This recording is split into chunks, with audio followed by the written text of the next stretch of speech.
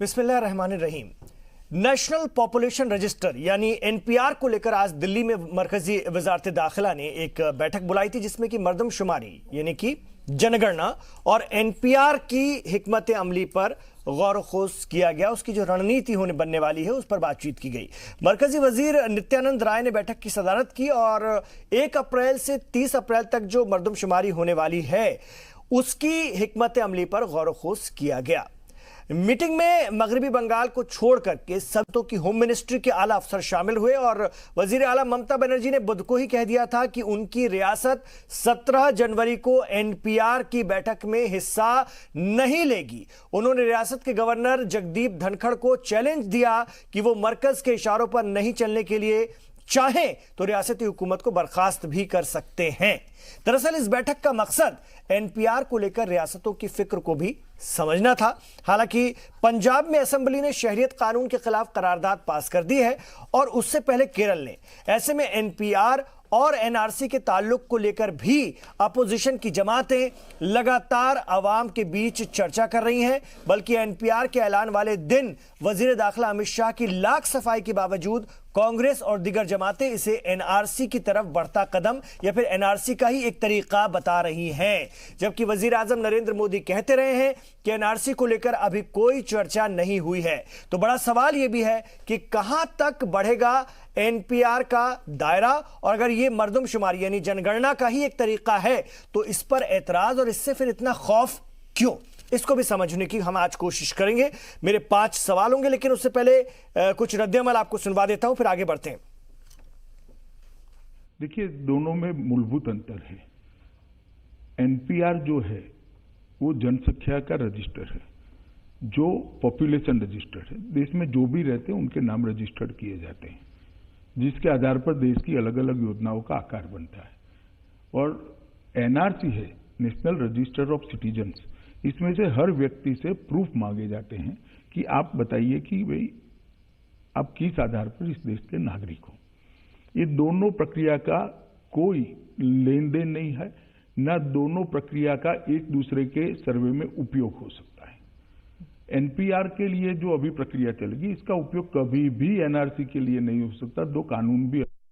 तो मेरे 5 सवाल जिनके इर्द गिर्द हमारी चर्चा चलेगी, इसको आज जरूर आप समझिएगा, क्योंकि एनपीआर के ऐलान के बाद एनआरसी को लेकर के एक नया कंफ्यूजन क्रिएट हुआ, एक नई गुमराही बनी जिसको लेकर के अभी भी लोग सड़कों पर हैं। और लोग कहते हैं कि एनआरसी की ही पहली सीढ़ी एनपीआर है और हुकूमत दूसरे ढंग से कान पकड़ने की कोशिश कर रही है, मतलब हमें फिर तंग करने की कोशिश कर रही है। बहुत सारी बातें जिसको लेकर के शाहीन बाग से लेकर मुल्क के अलग अलग हिस्सों में मुजाहरे चल रहे हैं। तो मेरे 5 सवाल। मेरा पहला सवाल यह है कि ऐसे नाफिज होगा एनपीआर, जो हमने आज अपने शो का नाम भी रखा है, कि जिस तरह से आज बैठकें बुलाई गई थी उसमें से कुछ आए भी नहीं, और जिस तरह से सबके सबकी फिक्र है, कुछ एतराज़ात हैं, उसको लेकर भी आज बात हुई।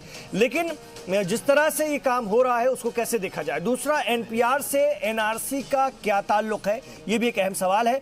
तीसरा, क्यों अलग है एनआरसी और एनपीआर, ये भी मैं अपने आईन के जानकारों से आपको समझाने की कोशिश करूंगा, खुद समझने की कोशिश करूंगा। चौथा सवाल, मरदमशुमारी से यानी जनगणना से एतराज और इतना खौफ क्यों, ये भी एक बड़ा सवाल। इससे पहले भी इस देश में होती रही है मरदमशुमारी और ये तो एक अच्छी बात होती है, इससे डेटा तैयार होता है कि कैसे आगे बढ़ना है, किस सिमत में जाना है। लेकिन इस बार उसको लेकर इतना खौफ, इतनी सियासत, इतना एतराज क्यों। और 5वां सवाल है कि कहां तक बढ़ेगा एनपीआर का दायरा, जिसको लेकर के खदशा है, जिसको लेकर के डर है कि ये जो एनपीआर है बाद में एनआरसी की तरफ बढ़ जाएगा। ये एनआरसी की ही पहली दूसरी सीढ़ी है, जिसको लेकर के विपक्ष, अपोजिशन इस बात को लेकर के भी लोगों को समझाने की कोशिश कर रहा है। मेरे साथ बहुत अच्छा पैनल है आज। 5 लोग मेरे साथ, 5 खास मेहमान मेरे साथ हैं। मैं उन मुअज़्ज़ज़ मेहमानों का आपसे तारुफ कराना चाहूँगा। इस वक्त मेरे साथ स्टूडियो में तशरीफ़ फरमा है इफ़रा जान, जो कि सियासी तज्ज़ियाकार हैं। खैर मकदम है आपका इफ़रा जी। साथ में हमने अपने साथ जोड़ा है डॉक्टर शुभ्र कमल दत्ता जी को। शुभ्र कमल दत्ता जी राइट विंग के सियासी तज्ज़ियाकार के तौर पर जाने जाते हैं, और हमने अपने साथ संजय के चड्डा साहब को भी रखा है, जो कि एक सियासी तज्ज़ियाकार तो हैं ही, एक बड़े बड़े वकील हैं देश के, जाने माने, और आईन के, संविधान के बड़े जानकारों में आपका शुमार होता है। साथ में संजीव कौशिक जी हैं, सियासी तज्ज़ियाकार हैं और मेरी डिबेट में आमतौर पर कांग्रेस पार्टी का सपोर्ट करते हुए नजर आते हैं। मैं गलत तो नहीं हूं संजीव कौशिक जी? चलिए आइए शुरुआत करते हैं। आप मुस्कुरा दिए, इसका मतलब मैं सही हूं। चलिए शुरुआत करते हैं। मैं सबसे पहले आपसे संजय के चड्ढा जी, आप तो बड़े आइन के जानकार हैं। एनपीआर को लेकर भी डर है, बहुत खौफ है, और एनपीआर को लेकर आज गृह मंत्रालय ने बैठक बुलाई। ममता बनर्जी ने साफ मना कर दिया, उनकी इसके पीछे हो सकता है कोई राजनीति हो। वो तो गवर्नर को चैलेंज कर रही है कि आप मेरी सरकार बर्खास्त कर दो, लेकिन ना मैं एनसीआर कराऊंगी ना एनपीआर को आने दूंगी। और सीएए का को लेकर के तो उनका विरोध सड़कों पर है ही। एनपीआर कैसे एनआरसी की तरफ बढ़ने वाली सीढ़ी है, आप मुझे समझा पाएंगे? मैं थोड़ी देर पहले फेसबुक पर लाइव था, मेरे दर्शक पूछ रहे थे ये एनपीआर ही जो है एनआरसी की तरफ लेकर जाता है।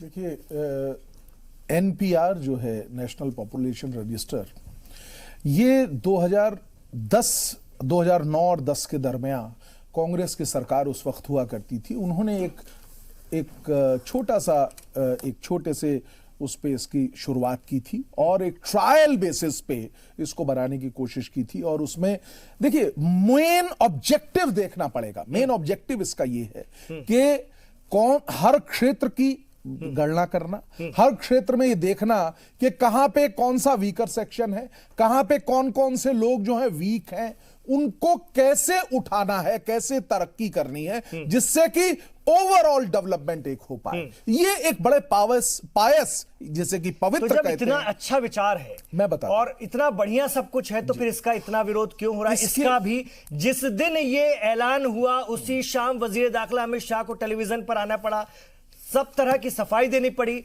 बावजूद इसके मुजाहरे सड़कों पर हो रहे हैं। लोग कह रहे हैं कि ऐसी ऐसी बातें, कांग्रेस का ऑफिशियल स्टेटमेंट था एनपीआर में वो बातें पूछी जाएंगी जो कि एनआरसी की तरफ ले जाती हैं, उस तरह की पूछी जाएंगी। इसलिए हमारे वाले एनपीआर में फर्क था। ये जो एनपीआर भारतीय जनता पार्टी की क़यादत वाली सरकार ला रही है, उसमें अंतर है। देखिए, आपने अपनी बात में खुद कह दिया। अगर जो पहले जो इश्यूज थे उन सबको देखा गया, मैं अपनी बात 1 मिनट में खत्म करूंगा, कि उन्होंने देखा कि ये सारे डाटा को इकट्ठा किया गया और उसके बाद ये पाया कि बैकफुट पे आ जाइए, हम लोग इसको फॉर द टाइम बिंग उन्होंने सस्पेंड कर दिया। और उस वक्त आधार की जो है शुरुआत हुई और आधार कार्ड और इन तमाम चीजें हुई, क्योंकि एनपीआर में आपको याद होगा उस वक्त जो एनपीआर था उसमें एक आई कार्ड भी बनना था, एक स्पेसिफिक आइडेंटिटी नंबर हर आदमी को दिया जाना था। तो वो आधार से जब हो गया तो डुप्लीकेशन ना हो, क्योंकि इन तमाम चीजों पे कोई 100-200 रुपए या 10,000 रुपए या 50 लाख रुपए से भी नहीं होता, करोड़ों, 8-10 हजार करोड़ रुपए लग जाते हैं इस पूरी एक्सरसाइज में। तो गवर्नमेंट ने उस वक्त इस चीज का डिसीजन लिया, बैकफुट पे गए और उन्होंने कहा कि हम क्योंकि आधार कर रहे हैं, आधार से जानकारी मिल जाएगी। अब आपका जो दूसरा सवाल है कि ये पहला स्टेप है एनआरसी के लिए। अब ये इन तमाम चीजों में काफी गड़बड़ हो जाती है कई दफा। तो ये देखिए, इसके जो सवालात का एक क्वेश्चनेयर है जो हमने देखा है, अभी तकरीबन 35 सवाल इसमें किए गए हैं। आपके फादर क्या हैं, उनके उसके बारे में। तो ये एक संशय, क्यों इन चीजों को पूछ रहे हैं आप, क्यों ऐसा क्रिएशन कर रहे हैं? ये बड़ी बात है, यही बड़ी बात है। संजय चड्ढा जी, मैं आ रहा हूं। शुभ्र कमल दत्ता जी, दिक्कत क्या है, तकलीफ क्या है? कांग्रेस यही तो कहती है कि लोगों को हम जब कर रहे थे इसलिए कोई शक व शुबा नहीं हुआ कि इस तरह की बातें एक तो नहीं थी। दूसरा, भारतीय जनता पार्टी की क़यादत वाली हुकूमत की नियत पर शक है। दरअसल बड़ी बात यह है। और जब आप एनपीआर में भी वो सारे सवाल करने लगेंगे जो कि एनआरसी को लेकर के चर्चाओं में चल रहे थे, तो फिर हमें आपकी नियत पर शक होता है, क्योंकि एक तबके विशेष को आपसे बड़ा खौफ है और उसको लगता है कि आप उसे तंग करना चाहते हैं, परेशान करना चाहते हैं और इस मुल्क से बाहर का रास्ता दिखाना चाहते हैं। यह कांग्रेस का इल्जाम है। देखिए, यहाँ पे महत्वपूर्ण बात यह है कि कांग्रेस पार्टी अगर वही चीजें करे सरकार में रहते हुए तो बहुत अच्छी बात है। हाँ, तो ये बात सच है ना, उनको कहना है, उनका कहना है कि हमारी नियत अच्छी है। भारतीय जनता पार्टी की क़यादत वाली सरकार की खराब है, एक नियत तबके के खिलाफ है, एक तबके को पसंद नहीं करते। मैं समझ गया हूँ आपके सवाल को, और थोड़ा सा विस्तार से सुनने का भाई कृपा कीजिए। जब कांग्रेस पार्टी कोई भी चीजें करती है, चाहे वो सही हो गलत हो, अदालत अगर खारिज भी कर दे निर्णय को, तब भी तो जायज है, जस्टिफाइड है कांग्रेस पार्टी के लिए। अब कांग्रेस पार्टी अगर सारे सरकारों की, मौजूदा सरकार की नियत पे ही हर विषय को लेके अगर सवाल उठाए और हर चीजों पे ही अगर प्रश्न चिन्ह लगा दे तो मुझे लगता है कि कांग्रेस की जो खुद की जो सोच की नीयत है वो कहीं ना कहीं पे गड़बड़ है और डामाडोल है। दूसरी बात यहाँ पे ये आती है कि एनपीआर, आपके नेशनल पॉपुलेशन रजिस्टर को लेकर जिस तरह का दुष्प्रचार फैलाया जा रहा है, और मेरे भाई ने क्वेश्चनर के बारे में कहा है, मुझे बहुत अच्छी तरह से याद है, अभी भी बचपन से लेके अभी तक जब भी आपके पॉपुलेशन की जब सेंसस की गिनती की जब शुरुआत होती है, आपके जो सेंसस के तमाम जितने सारे नुमाइंदे होते हैं, जो प्रतिनिधि होते हैं, वो जब घर टू घर आते हैं क्वेश्चनियर लेके, मुझे अभी भी याद है कि हम लोग अभी भी याद करते हैं कि जब मेरे ही मदर फादर से पूछा जाता था कि आपकी जॉब कहाँ पे है, आप कहाँ से, जन्म आपका कहाँ पे हुआ, आपके पेरेंट्स का नाम क्या है, पेरेंट्स कहाँ पे रहते थे, माँ बाप का बुनियादी टाउन कहाँ पे था, किस स्टेट पे था, ये उस समय भी पूछा जाता था और आज भी पूछा जाता है। तो इस पे मतलब कि कोई परंपरा में किसी तरह की चेंजेस नहीं हुई है, पहली बात। और इसका गृह मंत्री जी ने भी बाकायदा ऑन एयर आके प्रेस कॉन्फ्रेंस में आके आश्वासन दिया इस चीज का। दूसरी बात यहाँ पे ये है कि ये एक वॉलेंटरी एक्सरसाइज है ताकि सरकारी तमाम जितने सारे योजनाएं हैं और खास करके आर्थिक रूप से, सामाजिक रूप से जो गरीबी लोग हैं या फिर सामाजिक रूप से जो वंचित लोग हैं, उनके लिए भारत सरकार की योजना संतुलित वे में कैसे लागू किया जाए, उसके लिए भी इस तरह का डेटाबेस की आवश्यकता है। तीसरी बात, यहाँ पे एक और कंफ्यूजन तैयार हुआ कि आधार से जोड़ा जाएगा। ये आधार से जोड़ने की जहां बात आती है, ये पता नहीं है कि कहां से ये हवाई वे में क्रिएट हुआ है ये पूरा चीज।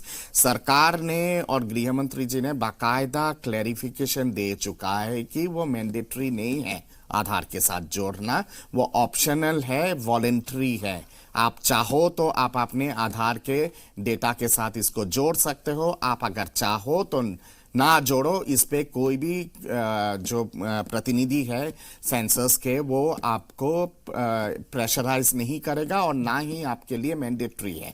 नहीं, ये आप बहुत अच्छी बात बताएं, लेकिन जिस तरह से सर सीएए को लेकर कंफ्यूजन क्रिएट हो गया ना, कानून पास हो जाने के बाद, एक्ट बन जाने के बाद भी आज भी लोग सड़कों पर हैं, इसी तरह से एनपीआर को लेकर भी कंफ्यूजन ना हो, लोग गुमराही के शिकार ना हो जाएं, इसको भी तो देखने की जरूरत है। नहीं, बिल्कुल देखने की जरूरत है। मैक्सिमम अगर कोई कुछ अगर करे तो क्या कर सकते हैं, सरकार बार बार क्लैरिफिकेशन दे सकती है, अगर जरूरत हुआ तो कोर्ट में एफिडेविट दे के भी आश्वासन दे सकती है। तमाम तरह की प्रक्रिया है इस चीज को जनता के बीच में लेके जाने की और जनता को समझाने की। पर किसी ने अगर ठान ही लिया है कि नहीं, मेरे को तो अनशन पे बैठना ही है, सिर्फ अपने राजनीतिक स्वार्थ के चलते और अपने छोटे से राजनीति के लिए, तो उसको तो आप समझा नहीं सकते हो ना। और उसको समझाने के लिए कितना भी प्रयास आप क्यों ना कर लो, जिन्होंने तय ही कर लिया कि मुझे सुनना ही नहीं है, मुझे समझना ही नहीं है, तो उनको कैसे समझाओगे आप?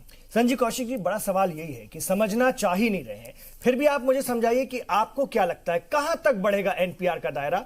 और जिस दिन इसका ऐलान हुआ था, मैंने कांग्रेस की तरफ से या विपक्ष की तरफ से बहुत तल्ख प्रतिक्रिया इसके खिलाफ, बहुत सख्त रद्द-ए-अमल नहीं सुना था।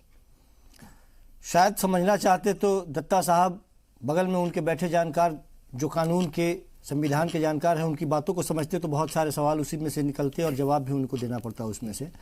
मैं सिर्फ ये कह रहा हूं कि आप हमें ये बताइए कि जो सवाल उन्होंने खड़ा किया कि जो एक्स्ट्रा, जो इससे पहले कांग्रेस सरकार लेके आई थी, चलिए साहब लाई थी कांग्रेस सरकार, जो जितने उसमें क्वेश्चन लेके आई थी, क्या वही उतने ही के साथ आप सामने रख रहे हैं या कुछ ऐड किया है आपने ऐड किया है साहब उसमें 5, 6, 7, 8 जो भी पॉइंट है अलग से ऐड किया है। जिस जानकारी के बारे में जब बात हो रही है उसमें ऐसा कैसे निकल के आता है कि यदि किसी तरह कोई जानकारी, हमारे पिताजी कहाँ जन्म ले रहे थे, मेरी माँ कहाँ जन्म ली, उनकी एज कितनी है, वो कहाँ रहती थी, यदि हम ये गलत जानकारी देते हैं तो आगे क्या होगा?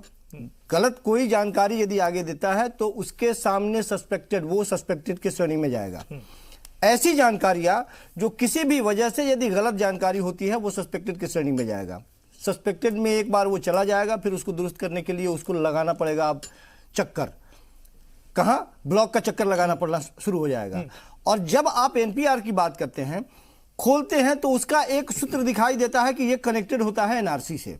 एनआरसी का पहला कदम, एक तरफ गृह मंत्री से लेकर प्रधानमंत्री तक कहते हैं कि एनआरसी की कोई बात नहीं होगी। अभी तत्काल में ये भी नहीं कहते हैं कि हम नहीं लागू करेंगे, वो कहते हैं कि जब करेंगे खूंटा ठोक के छाती ठोक के करेंगे, पहली बात। दूसरी बात, जब आप एनपीआर की शुरुआत करते हैं तो इसका कनेक्शन दिखाई देता है एनआरसी से। एक आम आदमी आपसे सवाल करता है तो आपको इतना बुरा क्यों लगता है? आप क्यों नहीं स्पष्ट कहते कि उसी दिशा में एक कदम हम बढ़ते हुए आगे चल रहे हैं? आप बार बार कांग्रेस का सहारा ले रहे हैं कि कांग्रेस ने ऐसा किया था। साहब, कांग्रेस ने ऐसा किया था लेकिन कांग्रेस ने बंद कर दिया, और ये जो एक्स्ट्रा आपने उसमें क्वेश्चन जो जोड़ दिए वो आपने अपने सुविधा के अनुसार एनआरसी से कनेक्टेड करने के लिए उसको जोड़ दिया। मैं शोएब कासमी भी आ गए मेरे साथ, भारतीय जनता पार्टी के लीडर है। कासमी साहब, आप जवाब दे दीजिए, क्योंकि बड़ा कंफ्यूजन है। एनपीआर को लेकर भी लोग इसको एनआरसी की सीढ़ी मानते हैं, और फिर बाद में सीए जब आएगा, सीए जब को लेकर के जब अब बन चुका है कानून, और जब एनआरसी होगा तो ये कहीं ना कहीं एनपीआर एनआरसी का सपोर्ट करता चला जाएगा, और एनआरसी होगा तो लोग इसलिए सड़कों पर हैं सीए के खिलाफ कि सीए में जो मुस्लिम्स हैं वो अगर अपना कागज नहीं दिखा पाएंगे तो बाहर, और जो गैर मुस्लिम है वो सीए के जरिए अंदर। ये है बड़ा कंफ्यूजन जिसके चलते लोग सड़कों पर हैं। आप क्लियर कर सकते हैं तो क्लियर कीजिए। देखिए, सीए पास हो चुका दोनों सदन से और बहुमत के साथ में, और उसको देश ने तस्लीम भी कर लिया।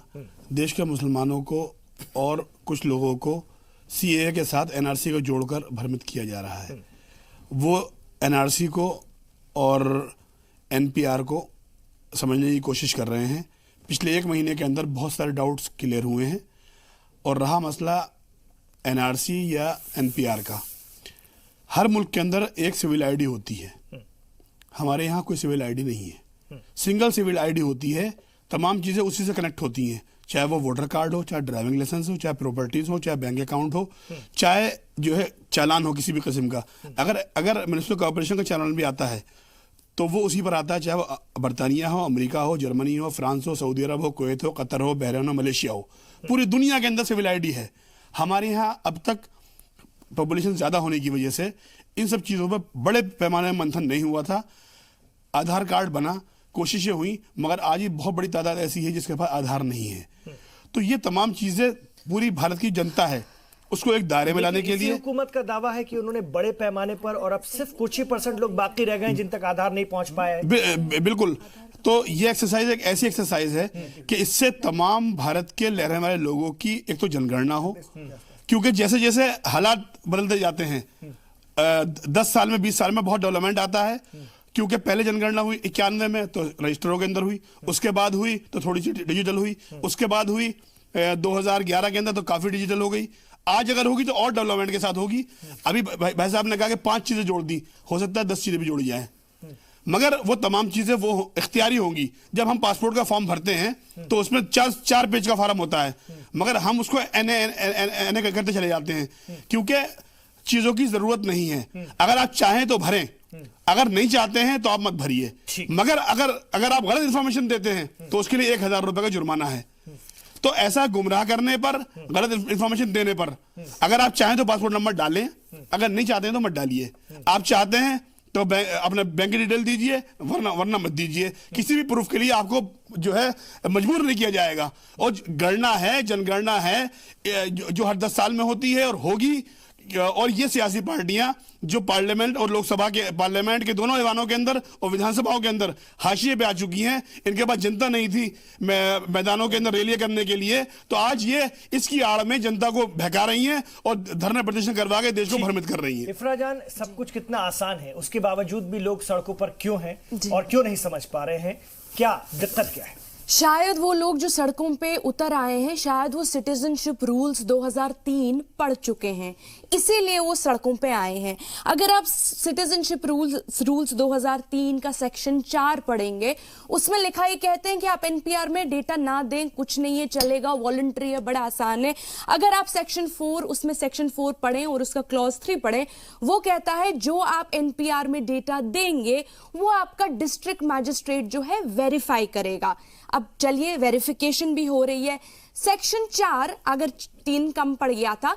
सेक्शन 4 कहता है अगर डिस्ट्रिक्ट मैजिस्ट्रेट को आपका सिटीजनशिप डाउटफुल लगा तो वो आपकी एक इंक्वायरी कर सकता है और आपकी सिटीजनशिप को डाउट में डाल सकता है। अगर ये भी कम पड़ गया तो दूसरा एक सेक्शन कहता है कि अगर आपके किसी पड़ोसी, भाई, चचेरे, मामू किसी को भी ऑब्जेक्शन हुई आपकी सिटीजनशिप पे तो वो एनपीआर डेटा में आपकी कंप्लेंट कर सकता है। तो ये कह रहे हैं कि नागरिकता और एनपीआर का कोई वास्ता ही नहीं है।